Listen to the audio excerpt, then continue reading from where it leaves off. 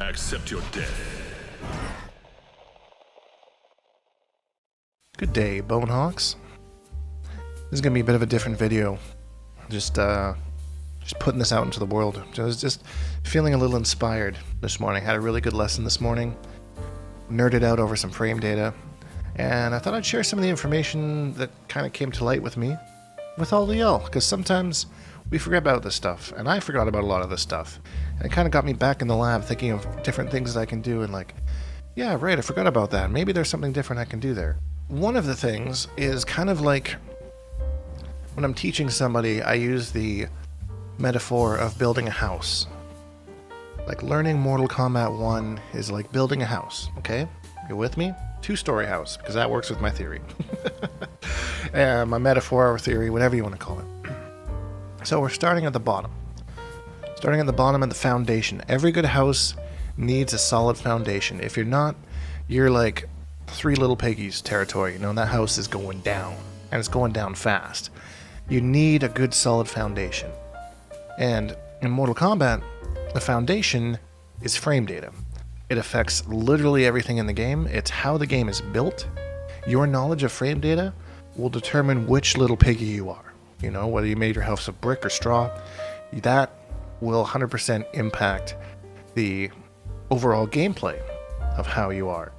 I've made plenty of tutorials on frame data before. I'll link a little playlist if you want that goes through all that stuff. If you're new here or new to Mortal Kombat, you know, that this is just kind of how I like to think of it. It is probably, I will say, the least fun for a lot of people until you start to understand it. And once you start to understand it, you can put things together a little bit more. And that's when you kind of start to build your game plan. So I want to show you an example of something. It was not the exact thing that we were working on, but one of the things that we were working on this morning was cancel advantage and how to find gaps in strings. So again, we can build this by looking at our frame data. So we have Scorpion here, young Scrompion. And we look at that string there, 214. Now, there's a gap between the third hit. Some of you may already know this. How do we determine that? For those that don't, we have to look at the frame data of the second hit and then the startup frames of the third hit. So after the second hit, Scorpion can stop it there if he wants and be -6.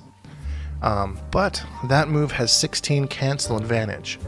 So you take that -6 away from the 16.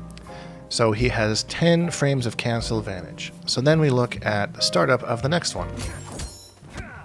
So 23 frames minus our 10 frames. So that third hit is 13 frames. Okay? With me so far? So that means that there's a gap there in that string that we can safely probably armor through. I'm going to try that here. We're going to set that to reversal mode on. Boom, boom. There we go. Just like that. Easy peasy. We figured out our gap. We figured out... See, and then that can happen, and now we're playing the guessing game back and forth, right? So that's the dangers of armoring through gaps. But that's like kind of a part of what we were working on this morning. I just thought that I'd kind of share that information with you.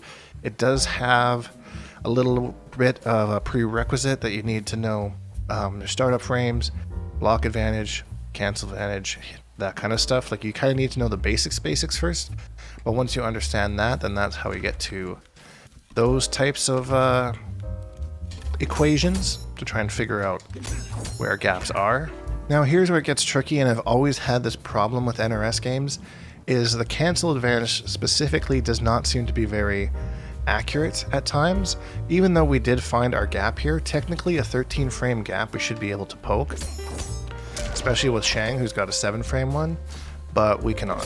So there might be some input window stuff there, but all in all, we use that to find our gap, and then we can armor it if they refuse to do that move or stop doing that move over and over again. So that's one thing that I just wanted to share that I kind of forgot about, slipped my mind, that like that's how that process works. And I was saying this morning, you don't have to memorize that frame data. All you need to know is that after that move, you can armor. You just use the frame data to figure it out, and then you just use the visuals to go by afterwards.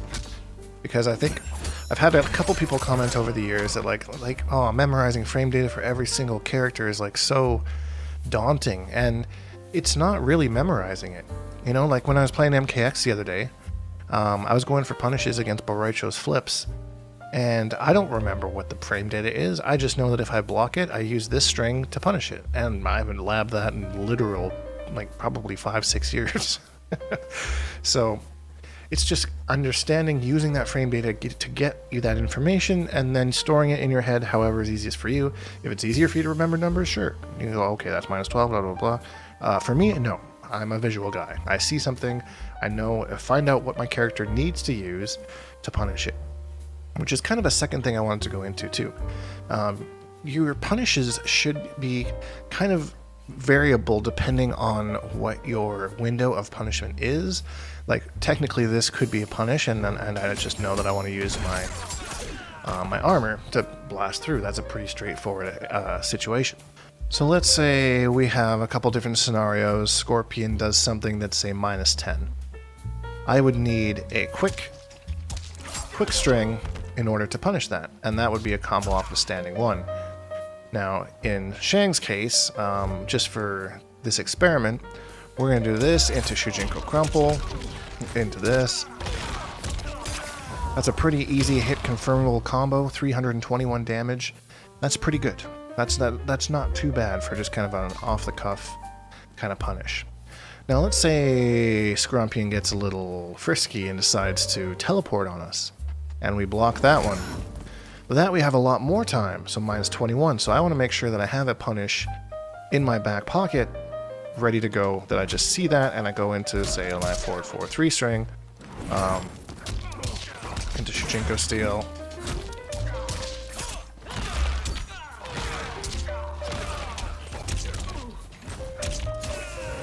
So now we got over 100 more damage, instead of just kind of defaulting to this one punish. That's just a decent amount of damage, but it's those little tiny conversions and the things that you know along the way, and understanding where your punishes are and how to get that damage is like 100 damage. That's a lot of damage. That can easily make the difference between winning a round or not. Like, if you think of how many rounds you've finished with less than 100 health, like that extra damage would have come in handy right there, and probably you wouldn't have found yourself in that situation. No, so I didn't mean that. Sounded a lot more like shame on you than I wanted it to, but no, I'm just pointing out something that I've noticed. So if your frame data and all of that is the foundation, then what's your first story of that house that we're building? First story are your normals. Just your normal attacks, your normal strings. What's the fastest? And you see here why frame data has to be the foundation, because you wouldn't be able to understand what your fastest move was if you didn't understand how frame data worked. So we're finding out, why would I use this one? With Sindel, for example, this can be a really good, big, damaging combo starter, but she's pretty basic. Standing 2, a little bit slower, that's going to be your main damage one, but it is a little bit slower than Standing 1. Standing 1's kind of your go-to punisher. You got a little bit more time, throw in that 2-4, you know? Similar to the Shang thing I just said. Knowing the speed of your moves, when to use to punish. This move, useless. Don't use that move. I'm sure there are uses for it, I'm just trolling. So there's not really much to go over there. Just knowing your normals, what they do. Part of knowing normals is understanding mid, overheads, and lows. So that would kind of also be in this story, first story. But that's really it. There's not much here. We got like you know how they have like the joke like men could have this apartment and they would be totally fine with it. That's what this story is. You know, we got maybe a little folding chair, a little TV, and a Sega Genesis. You know, we're good. Give us that. So once you've mastered those things, it's time to head upstairs. You know.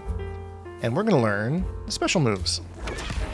And again, because we understand normals and frame data, we can kind of understand what our better projectiles are, what our worse special moves are. That's not bad, it's just bad on block, that's all. And yeah, go through our special moves list. This also is where we learn how to use our armor. I have a very specific example for this because this was an aha moment that I completely forgot about, and I've been getting bullied by Baraka Kanos for like ever. They seem to be having a resurgence of sorts. I was pretty disappointed that I forgot about this, so... this is kind of a little bit different from what we were talking about earlier about finding gaps in strings. This is one that you would just kind of have to play around with, which is another thing you're going to do on this level. So there actually is a gap in this special move string that Baraka does. It's the third hit. Right there. And I keep forgetting that you can armor through that.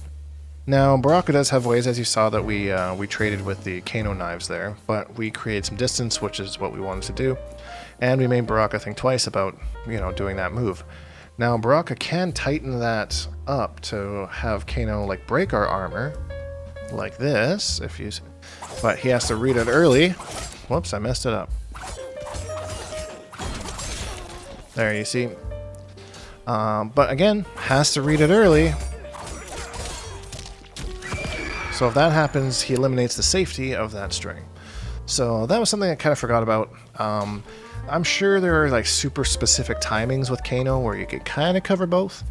But for the most part, I think this is a pretty easy kind of guess for the most part.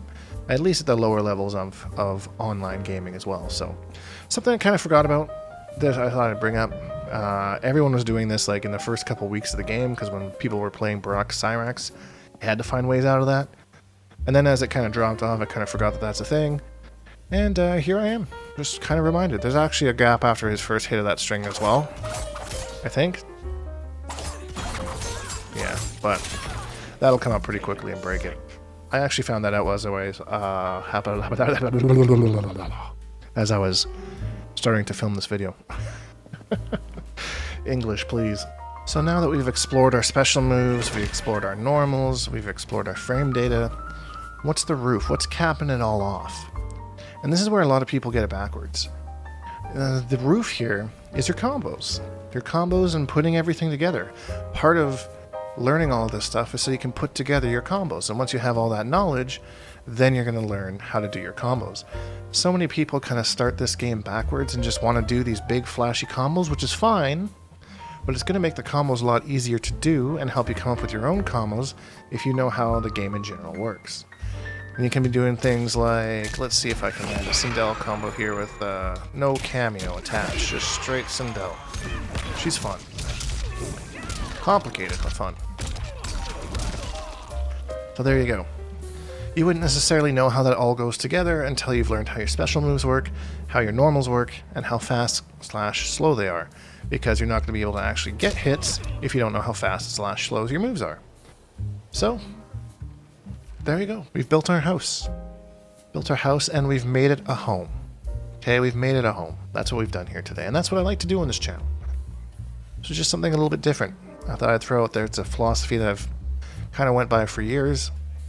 Don't think I've ever really put it out on YouTube. So anyways, that being said, if you enjoyed this video, please leave a like because it really helps me out, and subscribe if you haven't because I make new videos almost every single day.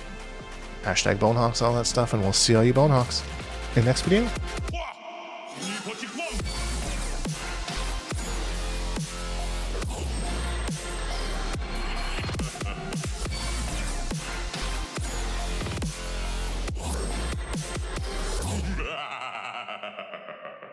Accept your death.